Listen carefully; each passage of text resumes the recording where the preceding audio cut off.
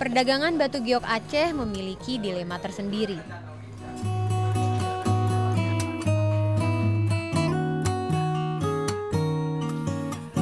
Di satu sisi, lonjakan popularitas dan harga giok Aceh memberi keuntungan finansial terhadap masyarakat setempat. Di sisi lain, proses penambangannya berpotensi merusak lingkungan. Ya, secara sosial sudah mulai berpengaruh ya, karena memang orang sudah banyak kemudian beralih mata pencarian sebagai petani, kemudian menjadi para penambang giok. Walaupun giok sendiri sebetulnya tidak begitu dikenal sebelum-sebelumnya ya. Hanya tahun 2013, 2014 saja giok mulai mencuat ke permukaan. Dampak dari segi lingkungan sebetulnya belum terlihat secara jelas ya, akan tetapi kalau misalkan sudah diburu menjadi barang berlian, ini akan memperparah keadaan lingkungan. Karena memang kami ketahui sampai hari ini sudah ada 15.000 para pencari giok. Tentu secara bahan baku ini akan melemahkan daya dukung lingkungan sendiri sebetulnya.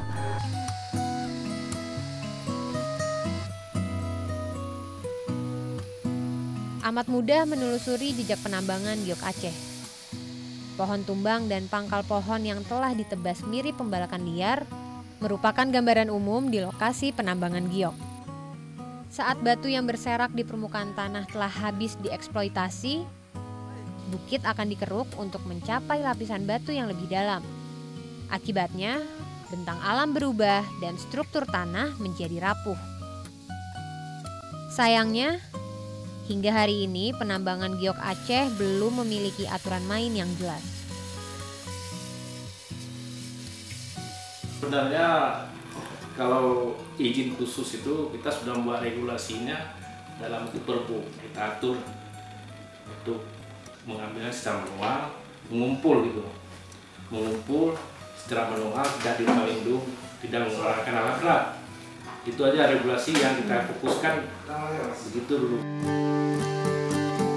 Dalam satu lokasi penambangan biasanya terdapat beberapa kelompok penambang. Hasil yang didapat akan dibeli oleh penampung.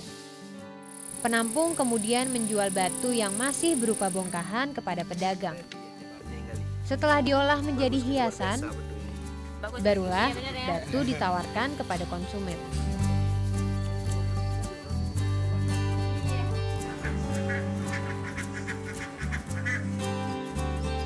Banyak warga Nagan Raya yang kini terkena demam batu giok.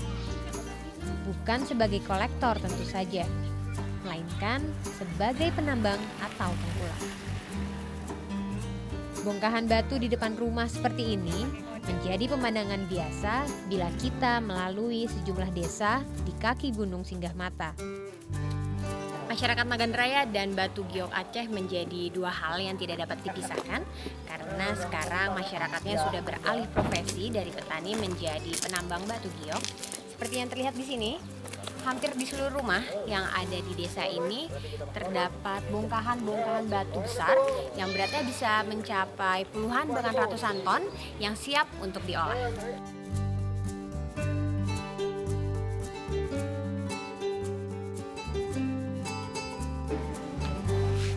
Salah satu cara Pemda setempat untuk menahan laju penambangan giok Aceh adalah dengan melarang penjualan giok Aceh dalam bentuk bongkahan besar.